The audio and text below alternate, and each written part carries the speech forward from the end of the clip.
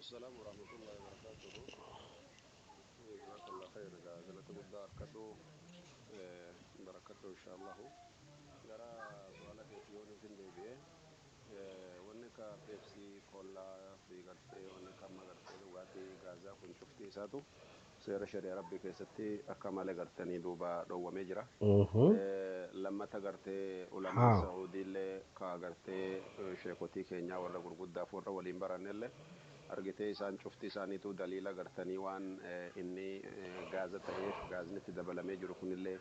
akka inni gartanii dhiiga namaa kanallee gartanii dhiqee dhiiga namaa kanallee miidhaa irraan gahulleen irra gahamee jira. Ani immoo akka gara kiyyaa mataa kiyyaatti gaafan muhaadaraadhaaf Saawud Afrikaa deemee Junuub Afrikaa شركة الوسع اسمها ضوء الكتريك اسمها الثاني يقول لي اسكننا deemee argitee achitti muhaadaraa godhe tokko nama profeesara ka islaamaa tokkotu sarchii godhee ture jechuu fattashee ture jechuudha gartee nama profeesaraati isaaf ni hayyamama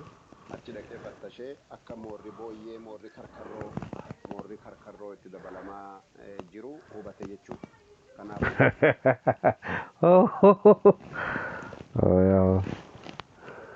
شيخ لك شيخ دبين قسيمة ورا كركر كيس مال غور ميكم بشان كان كيس بشان دوغان كان كيس ورا كركر ورا ميكم جريتي يادن achi bayee magalachaa baasee argitee addeessa baasee duuba namni islaama taatanii rabbitti amantan waan irra ga'e kanallee rabbiin akka guyyaa qiyaamaa irra nan gaafanna isinitti himeetiin jira. Kanaafuu gartanii moora booyyeetiif moora karkarrootti dabalaa jiranii akkasitti firraa eeggadhaadha tanatu ilma namaa fixaa jira jedhe. Gara sadaffaatiin illee daliilli gartee lafa jiru doktorotiin islaamaa ka itti walii galaan hubatamee jiru akka gartanii peepsiin mirindaan